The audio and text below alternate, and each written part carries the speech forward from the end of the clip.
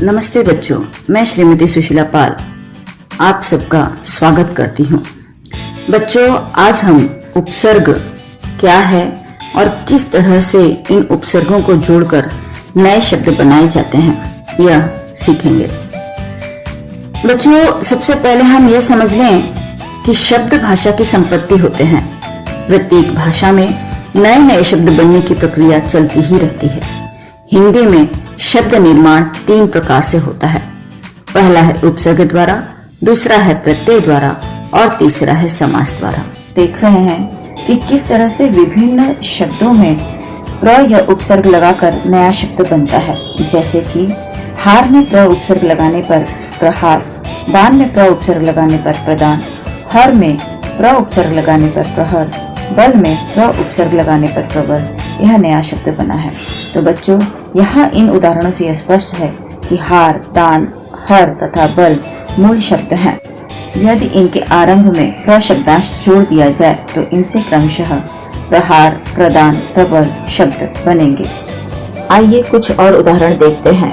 यहाँ हम देख रहे हैं कि उपसर्ग को हार में लगाने पर उपहार शब्द, परि उपसर्ग को मूल शब्द इच्छा में लगाने पर परीक्षा शब्द बना है। इस तरह हार तथा इच्छा शब्दों में क्रमशः उप तथा परि उपसर्ग जोड़ने पर उपहार तथा परीक्षा शब्दों की रचना होती है।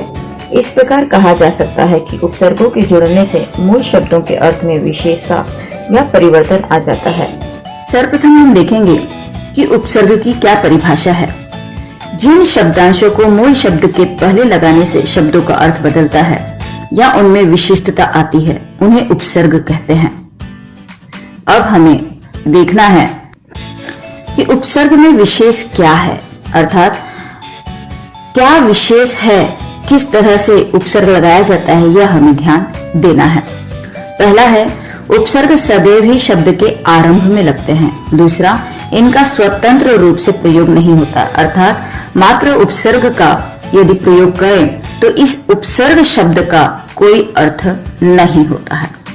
हिंदी भाषा में निम्नलिखित प्रकार के उपसर्गों का प्रयोग होता है। पहला है संस्कृत के उपसर्ग, दूसरा है उपसर्ग के भांति प्रयुक्त होने वाले अव्यय, तीसरा है हिंदी के उपसर्ग और चौथा है उर्दू के उपसर्ग। है उपसर्गों का अर्थ और उससे निर्मित होने वाले नए शब्दों को देखेंगे उदाहरण रूप में।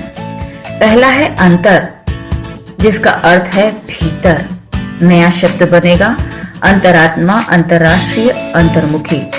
अ उपसर्ग का अर्थ है निषेध, नया शब्द बनेगा अन्याय, अखंड, अज्ञात। अति उपसर्ग का अर्थ है अधिक, नया शब्द बनेगा अतिरिक्त, अत्याचार, अत्यधिक। अधि उपसर्ग जिसका अर्थ है ऊंचा, श्रेष्ठ, नया शब्द बनेगा अधिनायक, अधिकार, अध्यक्ष। अन उपसर्ग जिसका अर्थ है नहीं, अभाव, नया शब्द बनेगा अनादर, अनेक, अनार्य। अनु उपसर्ग जिसका अर्थ है पीछे, इसका नया शब्द बनेगा अनुवाद, अनुक्रम, अनुसार। अप उपसर्ग जिसका अर्थ है बुरा, हीन, अपयश, उपकार, अपमान, नया शब्द बनेगा। अभि उपसर्ग जिसका अर्थ है सामने और, नया शब्द अभिनय, अभिप्राय, अभिजात। अव उपसर्ग जिसका अर्थ है बुरा, हीन, नया शब्द अवगुण, अवशेष, अवनति। आ उपसर्ग जिसका अर्थ है तक, नया शब्द बनेगा आगमन, आजीवन, आचरण। उत उपसर्ग जिसका अर्थ है ऊपर, श्रेष्ठ, नया शब्द बनेगा उत्तम, उद्घाटन, उद्योग, उन्नति। उप उपसर्ग जिसका अर्थ है निकट, छोटा, नया शब्द बनेगा उपहार, उपनाम, उपसचिव। उ उपसर्ग जिसका अर्थ है बुरा, नया शब्द बनेगा कुमार्ग, कुपात्र, कुचाल। तो बच्चों, यहाँ हम देख रहे हैं कि किस तरह से उपसर्गों के द्वारा नया शब्द यानी मूल शब्द में उपसर्ग को जोड़ने के पश्चात हम नया शब्द बनाते हैं जिसका अर्थ नया बन जाता है, यानी उसका अर्थ भी परिवर्तित हो जाता है। अब हम देखेंगे अगला उपसर्ग चीर, जिसका अर्थ है बहुत देर। नया शब्द चिर कुमार, चिरंजीव, चिरस्मरणीय। दूर या दुस उपसर्ग का अर्थ कठिन, बुरा। नया शब्द दुर्गुण, दुर्घटना, दुस्साहस। ने का अर्थ नीचे, निषेध, रहित। नया शब्द निडर, निकम्मा।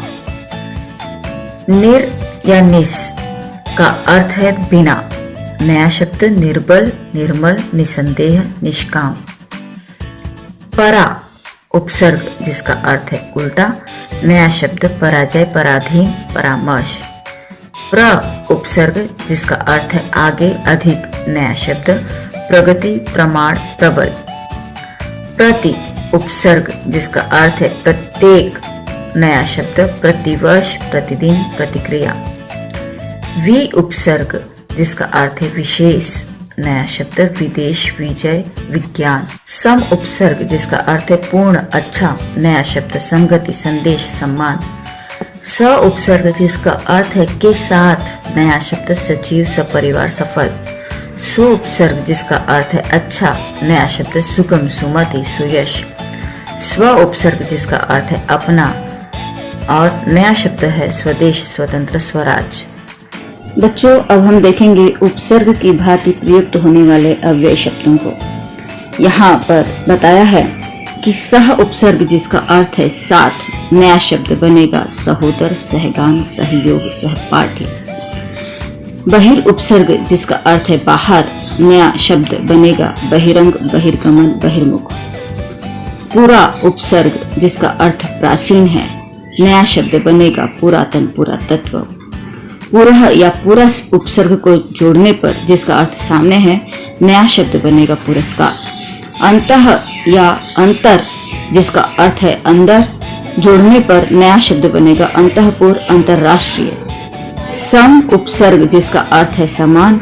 नया शब्द बनेगा सम, सामयिक, समकालीन। सत उपसर्ग, जिसका अर्थ है अच्छा, जोड़ने पर नया शब्द बनेगा सज्जन, सत्कार, सत्पुरुष, सद्भाव। इसी तरह पुनर उपसर्ग, जिसका अर्थ है फिर, इसे जोड़ने पर नया शब्द बनेगा पुनर्जन्म, पुनर्निर्माण और पुनरावृत्ति। बच्चों, अब हम कुछ उदाहरण हिंदी के उपसर्गों का देखेंगे कि किस तरह से ये उपसर्ग लगकर नया शब्द बनाते हैं। तो हिंदी के उपसर्ग हैं अध, जिसका अर्थ है आधा। उदाहरण नया शब्द का अधपका, अधकचरा, अधमरा। अन उपसर्ग का अर्थ अभाव, विरोध। नया शब्द अनपढ़, अनजान, अनमोल। उन उपसर्ग अर्थ एक, कम। उदाहरण 49, 59, 39। अ उपसर्ग अर्थ हीन, निषेध। नया शब्द अवगुण, अवघट। क उपसर्ग अर्थ बुरा। नया शब्द कपूत, कसूर। कु उपसर्ग अर्थ बुरा। नया शब्द कुसंग, कुपुत्र, कुदीन। च उपसर्ग अर्थ चार। नया शब्द चौगुना, चौराहा, चौकोर। ती उपसर्ग अर्थ तीन। नया शब्द तिकोना, तिराहा, तिमाही। दो उपसर्ग अर्थ बुरा, हीन। नया शब्द दुबला, दुविधा। नि उपसर्ग अर्थ रहित। नया शब्द निहत्था, निकम्मा, निडर। पर उपसर्ग अर्थ दूसरा। नया शब्द परहित, परलोक, परदाता। भर उपसर्ग अर्थ पूरा, ठीक। नया शब्द भरपेट, भरपूर, भरसक। सु उपसर्ग अर्थ अच्छा। नया शब्द सुलेख, सुफल, सुजान। अब हम देखेंगे अरबी फारसी के उपसर्ग। पहला उपसर्ग है कम, अर्थ है थोड़ा, हीन। नया शब्द कमजोर, कम अक्ल, कम कीमत। खुश उपसर्ग अर्थ अच्छा। उदाहरण खुशबू, खुशकिस्मत, खुशमिजाज। गैर उपसर्ग का अर्थ बिना। उदाहरण गैर हाजिर, गैर कानूनी, गैर जरूरी। बद उपसर्ग का अर्थ बुरा। उदाहरण बदबू, बदनाम, बदसूरत। बे उपसर्ग का अर्थ बिना, रहित, बेकाबू, बेचैन, बेमिसाल। ला उपसर्ग का अर्थ बिना। नया शब्द लापरवाह, लाइलाज, लापता। हम उपसर्ग का अर्थ समान, साथ। नया शब्द हम उम्र, हम शक्ल, हम सफर।